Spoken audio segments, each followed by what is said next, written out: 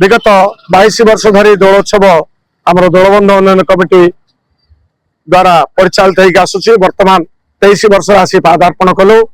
यही उत्सव पारला सहर उत्कलीय आम जगन्नाथ संस्कृतिर परंपरा को भित्ति करी आमे प्रतिवर्ष यही दोलोत्सव आमे पालन करू। यही दोलोत्सव 6 दिन व्यापी आमे एठारे करि आसुछु। प्रति वर्ष फाल्गुन मास एकादशी ठारू होली पर्यंत 6 दिन यही कार्यक्रम आम अनुष्ठित करके आसुछु। चलंती प्रतिमा मदन मोहन पुणी परीक्षा मठर चित्रकार साई मठर कोकिला मठ भूषण मठ श्रीकरण साई मठ एवं तिरुपति बालाजी ठाकुर यही समस्त ठाकुर यही मेलन में जोग दियंती। ए वर्ष चंद्रग्रहण होगा जो आमे प्रभु वेंकटेश्वर को मघापोड़ी दिन एठा निमंत्रण करछु।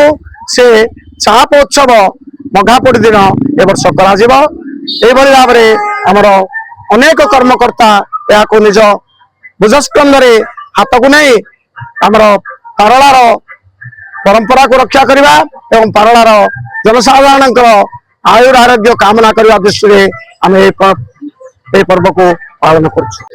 श्री कृष्ण का बंशी ध्वनि सुनी हपिता कले जमुना पानी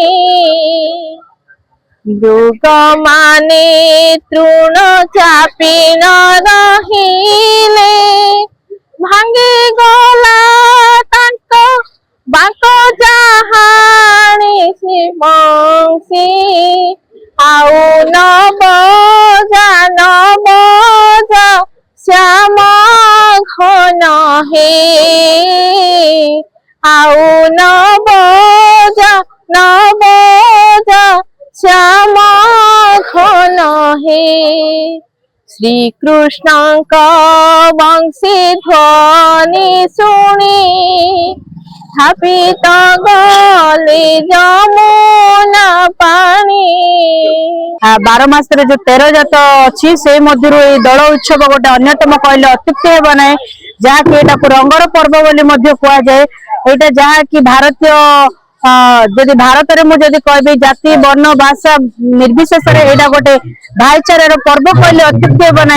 यह सारा भारत वर्ष रे गोटे भाईचार पर्व रूपे समस्ते घरे घरे यहाँ आयोजन करती एवं पालन भी करती। यहाँ आज पारलाखेमुंडी रे प्रथम दिन जहाँकि दल उत्सव पालन कर बहुत लोक भी समागम होती। आगामी 5 दिन पर्यंत जहाँकि दोल पूर्णिमा जाए पालित कि उत्सव करा कहबी समस्त पारलावासी को समस्त छुआ मान समस्त ऑर्गेनिक रंग व्यवहार करते एवं समस्त भाईचारा बजाय रखिकी ये रंगर पर्व होली रंग रूप खुशी रे मनइबे बोली कि मोर आशा करुछि। दौड़ उत्सव दौलबंध उन्नयन कमिटी तरफ आम दीर्घ 24 वर्ष है ये दौड़ उत्सव टाक आमर रीतिनीति परंपरा अनुजाई आम पालन कर आसुचु।